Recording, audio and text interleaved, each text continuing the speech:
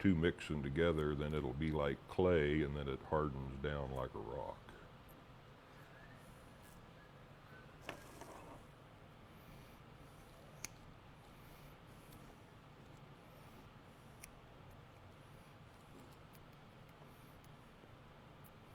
So now we'll get this ready to go.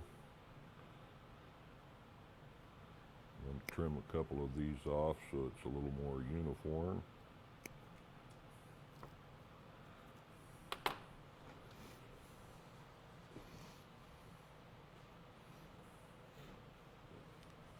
And here again, we're not going to use it to cover the knot. We're just filling in low spots, high spots.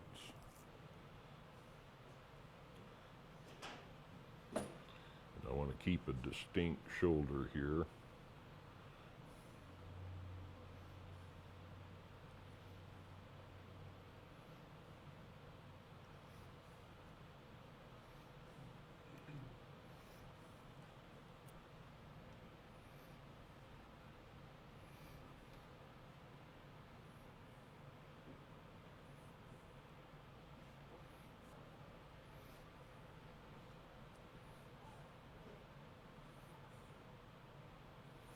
At this point, it's just kind of like modeling clay, and I'll just keep working it till it starts to set up.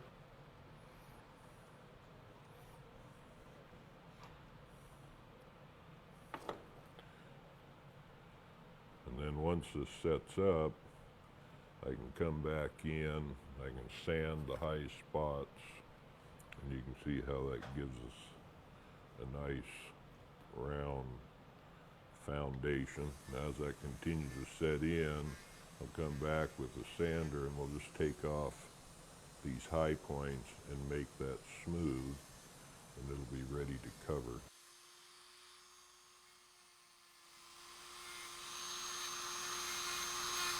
And again, I don't have a gauge, I just kind of eyeball it.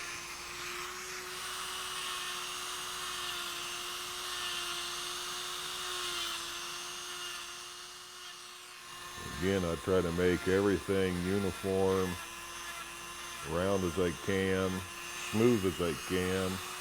When you start using those smaller strings, every little lump and bump in your foundation will show up.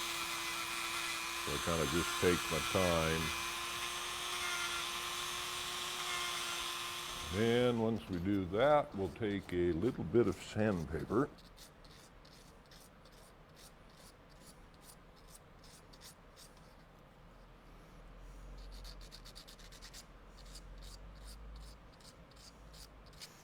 Again, you want to take your time on your foundations, because what the foundation looks like is exactly what your knot's going to look like. And again, when I get to covering these, I don't worry about the size of the foundation as long as they're the same, and then I'm going to take the Turk's head and fit it to my knot. And I think to be a good braider, you must learn how to manipulate the Turk's head. Where to interweave it where you want to, raise it however much you want to, so that you're controlling it and it's not controlling you. And again, what we want to do with the epoxy putty is just to fill things in. We don't want to make a knot out of, or a foundation out of it. All it's doing is filling in the gaps. But the real foundation here is the ring knot, where all of those strings have come up through there. And again, you can see the rawhide starting to poke through here, and that's what we want to do. We don't want to make the foundation out of that. This is just filling everything in to make it nice and smooth. Okay, now these are ready to start covering. And what I do is I leave these here, so when I start my knot, it helps me hold the strings to get the Turk's head going. Then once I get my Turk's head going and I start interweaving, I'll cut these off flush, even with the top, so now my strings continue encasing this and close up that center. Okay, let me get a string ready to go here. Okay, we're going to cover it with a 32nd inch string.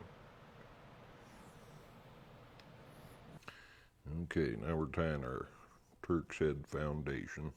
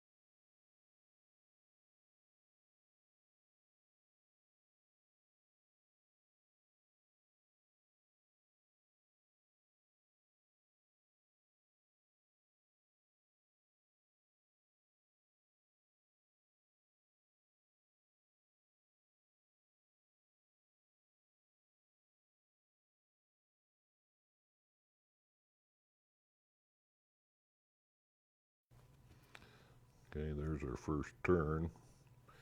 No matter where you look at this now, it's under 1/1, but it's obviously too small, so we're going to keep increasing it.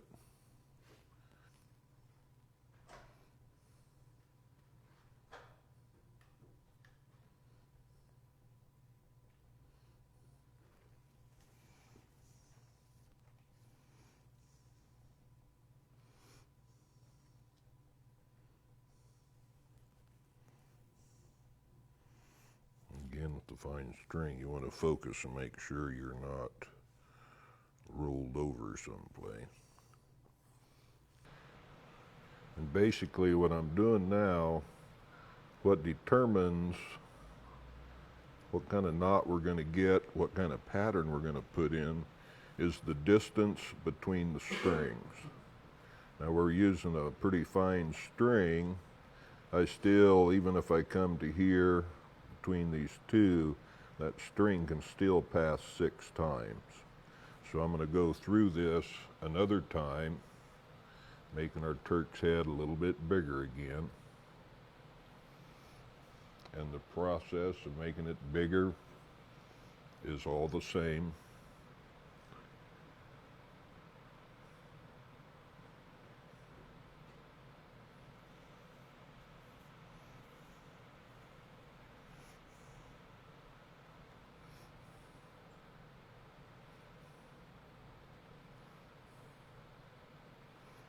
See me constantly adjusting those strings because I want to keep them all as close as I can the same distance apart.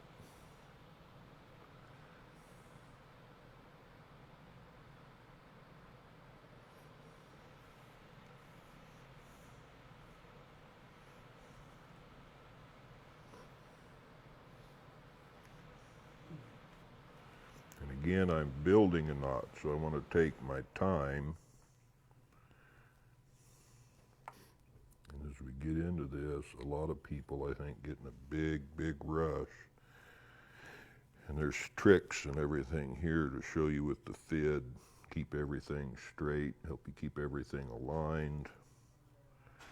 Make sure your knot doesn't pull off the foundation.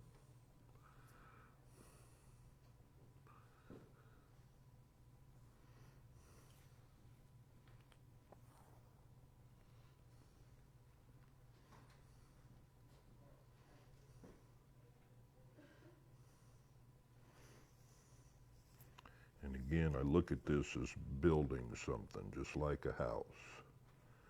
You got to put the foundation, you got to frame it.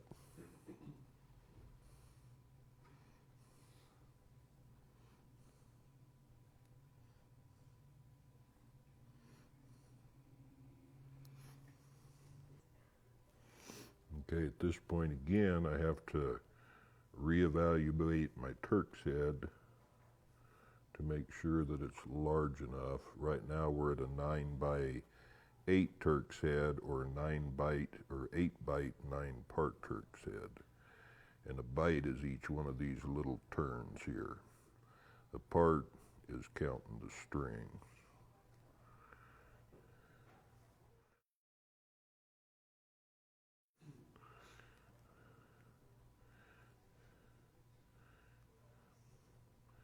My eye is telling me I'm good to go.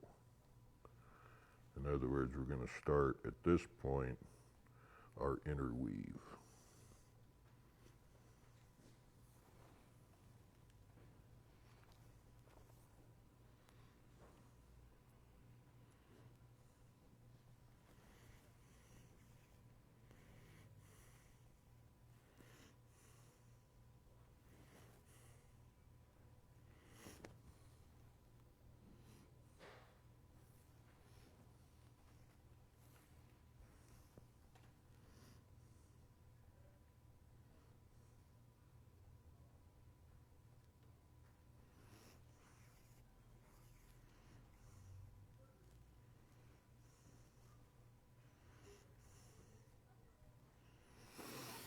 Okay, at this point everything has been over one under one, so now we're going to start raising the entire knot to over two under two.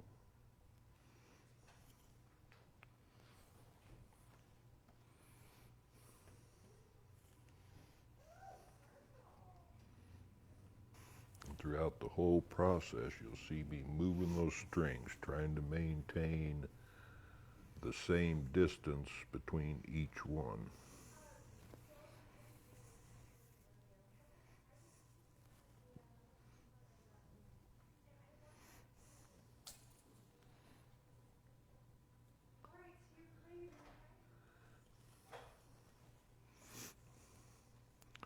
Now here comes one of the main keys for interweaving a knot. We're going to raise it to an under two over two, so here on the bottom it's going to go under these two strings.